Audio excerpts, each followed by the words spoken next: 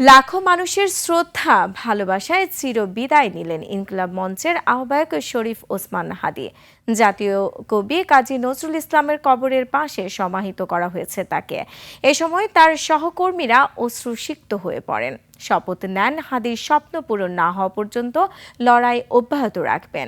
তারা বলেন, লাখো মানুষের ভালোবাসা প্রমাণ করে জীবিত হাদীর চেয়ে শহীদ হাদী অনেক শক্তিশালী। আবু সাইদের রিপোর্টে বিস্তারিত।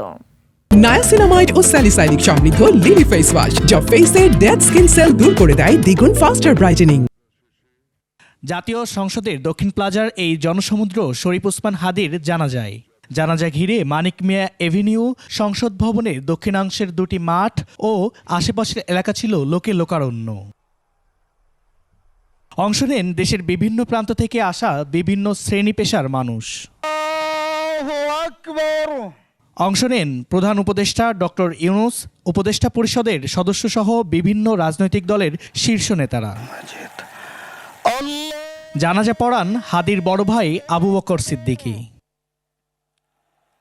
জানাজার আগে তিনি হাদী হত্যার বিচার চান। আমার ভাই শরীফ ওসমান হাদীর বিচার যেন প্রকাশ্যে এই বাংলার জমিনে আমরা দেখতে পারি। এর আগে স্লোগানে প্রকম্পিত হয় সংসদের দক্ষিণ প্লাজা। শেষবারের মতো হাদীকে দেখতে প্রোটোকল ভেঙে লাশবাহী গাড়ির সামনে জড়ো হন। সহযোগিতার জন্য ধন্যবাদ। পরে তারা হাদীর প্রতি ভালোবাসা ও তার নীতির কথা স্মরণ করেন। একই জায়গায় একসময় শহীদ প্রেসিডেন্ট জিয়াউর রহমানের জানাজা হয়েছিল, তখন পূর্ব পশ্চিম উত্তর দক্ষিণ লোকে লোকারণ্য ছিল।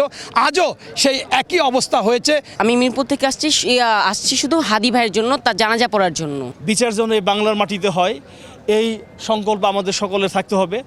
It's time to show the Indians we the power, we are ready to fight. যদি আপনাদের ভাষায় বলতে হয়, হাম তৈয়ার হ্যায়। পরে মরদেহবাহী অ্যাম্বুলেন্স যাত্রা শুরু করে ঢাকা বিশ্ববিদ্যালয়ের কেন্দ্রীয় জামে মসজিদ সংলগ্ন জাতীয় কবি কাজী নজরুল ইসলামের কবরের দিকে।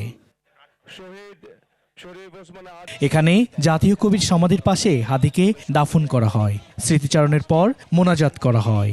বাংলাদেশের সকল দলের মানুষ, ফ্যাসিবাদ বিরোধী সকল মানুষ, সকল ছাত্র সংগঠন, আপামর জনতা, তারা সকলে একযোগে তারা রাজপথে নেমে আসবে। শহীদ হাদী এখন শুধু একজন ব্যক্তি নন, তিনি ইতিহাস এবং বাংলাদেশের ঐতিহ্যের গুরুত্বপূর্ণ অংশ।